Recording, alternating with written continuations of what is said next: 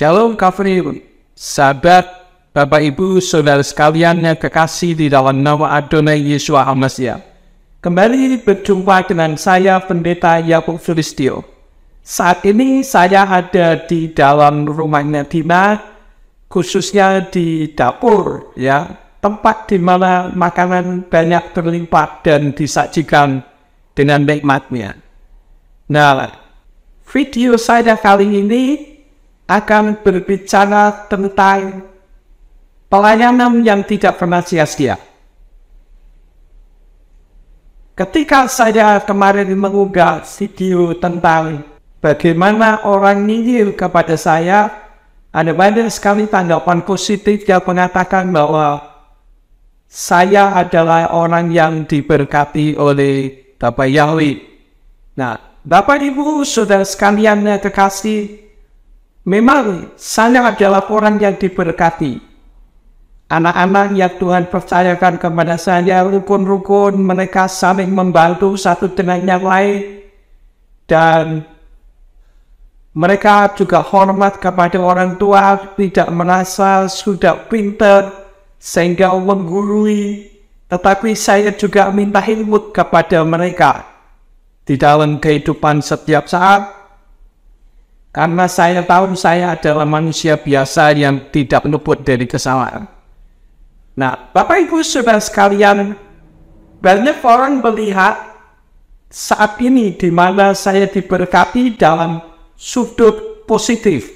Ya, walaupun sebetulnya segala perkara yang saya alami itu semua adalah berkat dari Bapak Yahweh. Ketika sekitar tahun 2001 saya memberitakan nama Bapak Yahweh, saya mengalami aniaya. Sebagaimana di YouTube saya yang lalu, saya sudah menyampaikan bahwa saya dilaporkan ke polisi. Saya dipecat dari sinode, kemudian dilaporkan ke polisi, ke Linmas, ke Departemen Agama, dan bahkan kepada saudara-saudara Muslim supaya saya dibunuh karena dianggap saya membuat hoax. Padahal saya tidak membuat, saya kembalikan kepada yang berhak. Karena umat Islam menjadikan Allah sebagai nama, sedangkan umat Nasrani kita sendiri punya sesembahan, yaitu Tuhan yang disembah oleh Bapak Abraham, Yitzhak, Yakub, Mose, dan para nabi, yaitu Bapak Yahweh. Dan lebih dari 6.800 kali nama Yahweh di perjanjian lama ditulis, namun sangat disayangkan di perjanjian baru tidak ada sama sekali, karena diulas, diterjemahkan dari kitab suci berbahasa Yunani. Padahal menurut firman Tuhan, Tuhan tidak pernah mempercayakan firman-Nya melalui bangsa lain, termasuk bangsa Yunani, bangsa Arab, maupun bangsa Itali. Bangsa apapun, yaitu bangsa Goyim, yang di dalam kitab suci terjemahan Yayasan Lembaga Alkitab Indonesia dikatakan bangsa kafir. Jadi Tuhan mempercayakan firman-Nya hanya kepada bangsa Israel. Karena itu saya meneliti, membuktikan bahwa dalam perjanjian baru berbahasa Yunani ada beberapa mistransmitasi. Nanti Bapak Ibu bisa melihat di YouTube saya sudah ada. Nah, di dalam hal ini Yahweh adalah pribadinya kekal, namanya kekal, kuasanya kekal, pemerintahannya kekal. Karena semua kekal, seharusnya di perjanjian baru itu namanya Yahweh tetap ada. Mose, Daud, Simson, Salomo, dan banyak nabi, mereka menyembah kepada Bapak Yahweh. Dan mereka sudah mati.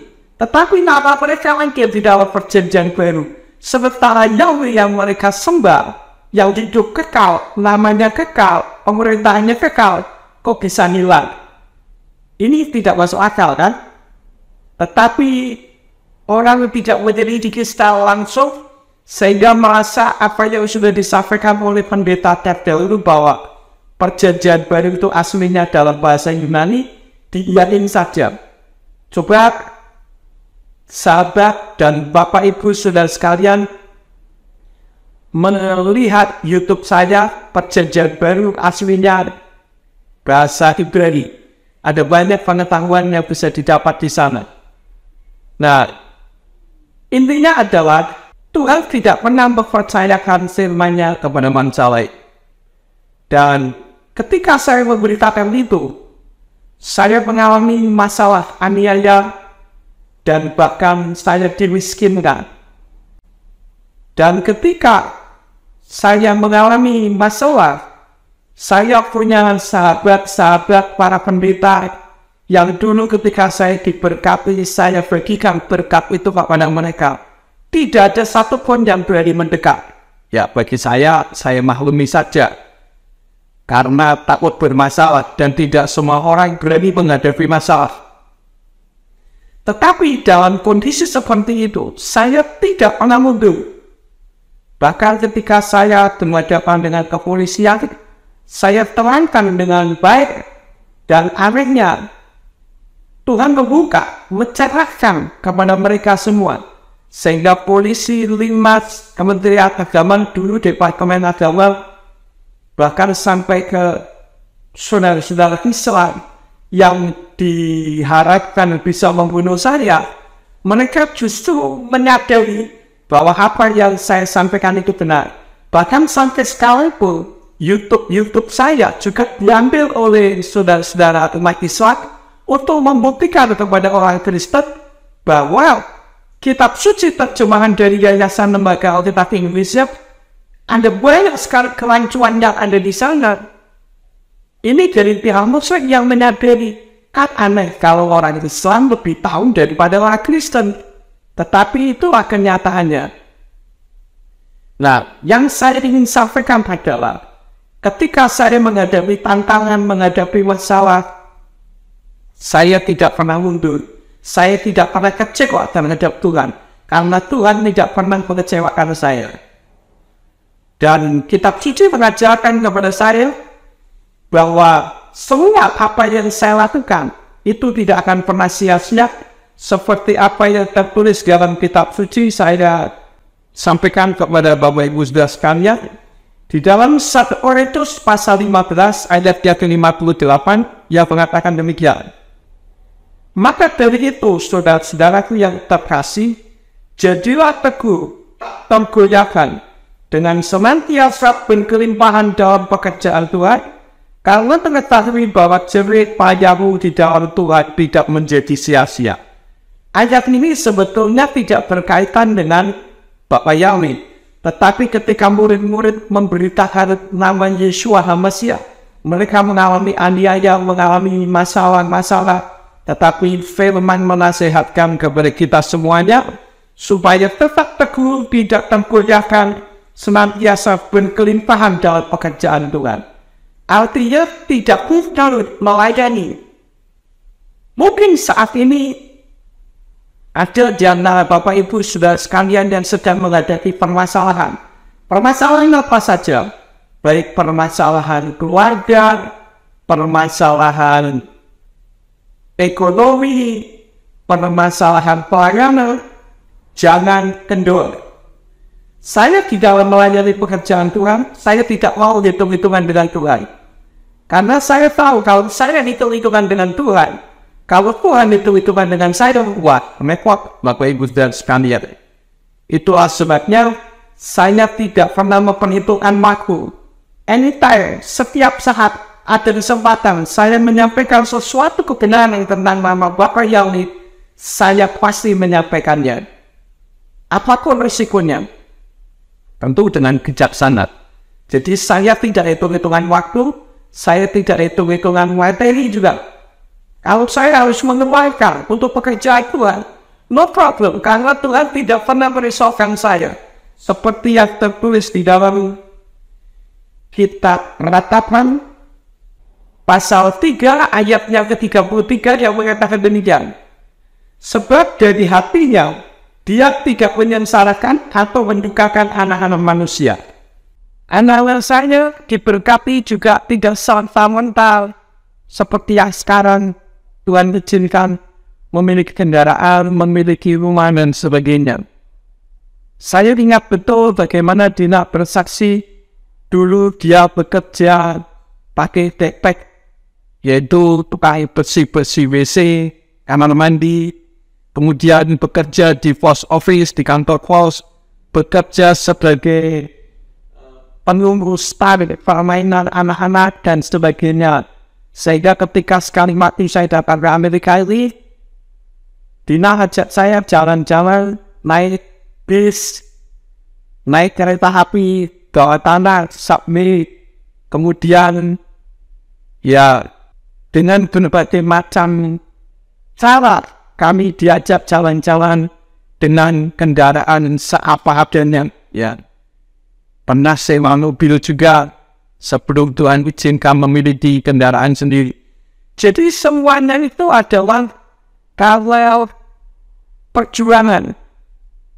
Saya yakin kalau Bapak Ibu Saudara sekalian berjuang dengan hati yang tulus, maka seperti firman yang saya sampaikan tadi, pasti Bapak Ibu Saudara sekalian akan menikmati hasilnya. Karena firman yang kembali mengatakan bahwa segala jerih lelah kita tidak sia-sia, asal tetap jaga sikap hati dan motivasi. Saat ini Dina sudah Tuhan izinkan hidup secara permanen di Amerika. Dulunya ketika akan mendapatkan green card juga harus melalui perjuangan pergumulan dengan tetesan air mata, melalui perjuangan yang secara akal manusia tidak mungkin. Tetapi tidak ada hal yang tidak mungkin kalau kita berada di dalam jalurnya Bapak Yahweh. Demikian pula kalau Lea saat ini yang sedang dalam pergumulan, ya, itu semua adalah pergumulan, tetapi saya yakin bahwa semuanya tidak pernah sia-sia. Jadi ketika saya menghadapi masalah, ketika saya memproklamirkan nama Bapak Yahweh, saya harus dimiskinkan dulu, diskorsing, ya, hak-hak saya tidak diberikan, saya dilaporkan ke polisi, katanya saya main perempuan, saya korupsi, sehingga saya sempat disidik ke polisinya. Tetapi karena tidak terbukti, ya tidak masalah. Bahkan mereka mendukung. Terbukti gereja pemulihan firman yang saya layani memiliki izin yang paling lengkap di antara gereja-gereja yang ada. Karena kali MB punya, izin prinsip punya, NIS punya, pokoknya semua perizinan yang harus kami miliki, kami memilikinya. Untuk kemuliaan bagi Bapak Yahweh. Namun ketika dalam masalah, memang tidak ada orang yang mendekati. Ya, saya ingat satu-satunya orang yang mendekati adalah Bapak Alan Atmaja atau Alan bin David dari Seoul. Dia datang kepada saya, dia katakan, saya dengar Pak Yakub sudah tidak lagi menyebut nama Allah. Benar, Pak Yakub, tetap semangat, jangan takut, karena itu yang benar, dan itu memberikan semangat kepada saya. Untuk itu saya ucapkan terima kasih kepada Pak Alan Atmaja yang telah memberikan kekuatan kepada saya. Dan saya terus memberitakan nama Bapak Yahweh sampai detik ini. Nah, kalau sekarang Tuhan izinkan saya bisa jalan-jalan di Amerika, diajak anak-anak semua secara pendidikan sukses. Bahkan Simeon Sulistyo saat ini sedang mempersiapkan disertasi S3 Doktor Teologian yang di Yogyakarta. Dan ini semua adalah anugerah dari Bapak Yahweh. Dalam pekerjaan dengan anak-anak semua diberkati di Amerika ini, ya, sebagaimana saya kemarin mengupload video, saya ada di rumah dinas seperti saat ini, kalau kemarin di luar, sekarang ada di tempat di mana makanan-makanan berlimpah dipersiapkan. Itu semua karena memang Tuhan tidak membuat saya sengsara. Justru yang membuat saya semakin teguh. Semakin saya membuktikan bahwa Bapa Yahweh adalah Elohim yang dahsyat. Dan saya mengucap syukur kalau sekarang ini nama Yahweh sudah mulai diberitakan di internet, ya, khususnya di YouTube, yang dari orang-orang murtadin yang sudah mengenal kebenaran. Namun masih ada juga yang menganggap bahwa Allah itu adalah sebutan. Saya katakan Allah bukan sebutan. Allah itu nama diri. Pak, tapi di Indonesia kan dijadikan sebutan. No. Kalau Allah itu adalah sebutan, saudara-saudara saya dari umat Hindu dan umat Buddha akan menggunakan nama Allah sebagai sebutan. Tapi mereka tidak pernah menggunakan nama itu sebagai sebutan. Jadi Allah adalah nama diri sesembahannya umat Islam yang harus kita hormati. Tidak usah kita bawa-bawa di dalam kekristenan, karena kita dimiliki oleh Tuhan sendiri, yaitu Bapa Yahweh sebagai Sang Pencipta. Kemudian Dia yang mengasihi manusia turun ke bumi dalam wujud seperti manusia, yaitu Yeshua HaMashiach, yang selama ini dikenal dengan Yesus Kristus. Dan Dia juga yang bersemayam di dalam diri manusia, yang disebut Immanuel. Immanuel itu bukan Allah beserta kita, tetapi dari kata Imunat, Anaknu Elohim. Elohim yang berada di dalam kita. Itulah Roh Kudus yang selama ini dikenal dengan Roh Kudus. Dan ketiganya adalah satu, sesuai dengan kitab 1 Yohanes atau 1 Yohanes 5 ayat yang ke-7. Ada 3 yang bersaksi di Samarin: Bapa, Firman, dan Roh Kudus, dan ketiganya adalah satu. Jadi kita ini dimiliki oleh Tuhan yang satu, bukan 3 Tuhan. Oleh karena itulah maka saya himbau kalau saat ini ada di antara Bapak Ibu saudara sekalian masih hidup dalam perjuangan, jangan mundur, ya. Seperti saya, jangan mundur, maju terus, pantang ketika untuk mundur, sekali melangkah, pantang untuk mundur, dan Tuhan pasti menyertai. Yang penting kita tetap di jalan yang benar, dengan sikap hati dan motivasi yang tulus di hadapan Tuhan. Jangan mencari uang. Memang kita butuh uang. Saya yakin itu, dan saya pun butuh uang. Tetapi jangan jadikan uang sebagai segala-galanya. Karena di dalam Tuhan itu aneh. Kalau kita memburu uang, kita tidak akan dapat uang. Tapi kalau kita tidak memburu uang, uang yang memburu kita. Karena Tuhan memelihara kita. Dia adalah Yahweh Yireh, Yahweh yang menyediakan segala apa yang menjadi kebutuhan kita. Di dapur inilah anak-anak saya yang Tuhan percayakan tinggal di Amerika ini mendapatkan makanan-makanan yang bisa dinikmati, karena mereka semua adalah orang-orang yang mencintai Bapa Yahweh di dalam nama Yeshua HaMashiach. Kiranya renungan singkat ini akan membuat kita semakin maju. Apapun yang terjadi, jangan tinggalkan Tuhan, karena Tuhan adalah Elohim yang mengasihi kita. Terima kasih telah menyimak. Bapa Yahweh bersama Yeshua HaMashiach dan Roh Kudus menyertai dan memberkati Bapak Ibu saudara sekalian. Shalom.